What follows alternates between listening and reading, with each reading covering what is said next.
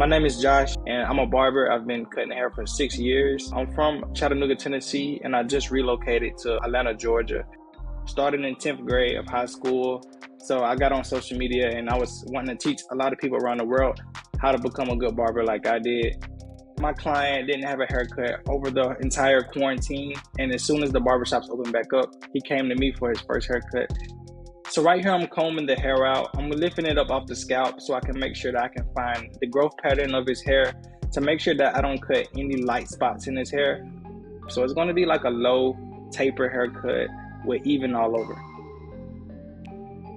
So right here, I'm going over the head with a number 2 guard, and I'm going with the grain.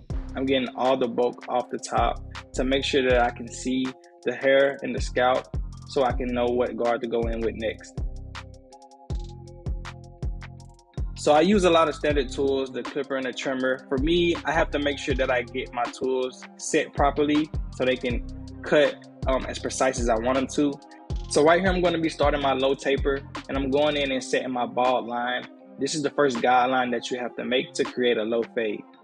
I want it to look like you can't see where it starts, so you can't see where it finishes.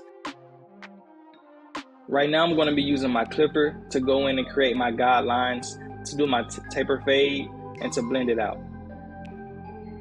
Once you have the basics down, you kind of approach the haircuts differently. You start to find your own style, and at that point, I think it's you versus yourself, because you get to a point where you want your haircuts to look a certain way. So right here, I have my number 1 guard on, creating my next guideline. And doing this is creating a transition. When you're doing a taper fade, you want to go from shorter to longer. That's what creates a fade. So that's what I'm doing when I change my guards. So when I'm doing a taper, depending on what I cut the hair down to on the top, that determines how many guards I have to use when I'm doing a taper. And on this particular haircut, I'm going to be using 4 different guards. So right here, I'm going to be doing my neck taper. This is the same exact process. I go in with the same clippers and I use the same guards. So when I'm creating the bald line, it acts as a balance zone for the rest of the fade. So that's why I want to make sure that I make the bald line straight across. So when you look at the fade from the back, it looks like it's all even and it's all blended in the same transition. So over my barber career, my style has changed a lot. Different haircuts have different dynamics. So I was able to really understand how to get my haircuts to come out exactly how I wanted them to look based on how I approached the haircut. I can pick out this haircut and tell you what barber did it based on his style. So I feel like as you grow in the barber industry, you kind of just grow into your style and the way that you want your haircuts to look. So as I'm fading, I like to use my comb or a brush to help keep up with where I'm at, because it brushes out all the hair that's been cut and it lays down the hair that needs to be cut. So if I fade too high on the back of the neck, it's gonna make the haircut look awkward.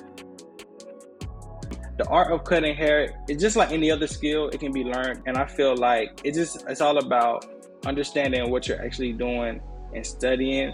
A lot of people in the beginning, they rush the process because it takes a lot of practice and a lot of repetition. So before I go in and do the hairline, I use holding spray to get the hair to lay down and hold still so I can cut every hair precisely. So right here, I'm going to be going in, creating his hairline and making it even all the way around. So when putting a lining on somebody, you want to make sure that you put it on their natural hairline and not push them back too far. Watching videos really helped me jumpstart my career and understand what I was actually doing. So for me, it was a matter of really slowing down and understanding what's actually going on. And I understood that I'm not going to be good overnight, and it's going to take a lot of consistency to get to where I want to be. So right here, I'm applying hair fibers to his hairline because he had thin spots, and it kind of fills in for those light areas. It makes it look natural and it makes it look full. When clients come in and they haven't had a haircut in a long time, and I give them a big transformation, they can't believe how they look. They feel like they've been brought back to life. You set them out to have a good day, looking good and feeling good.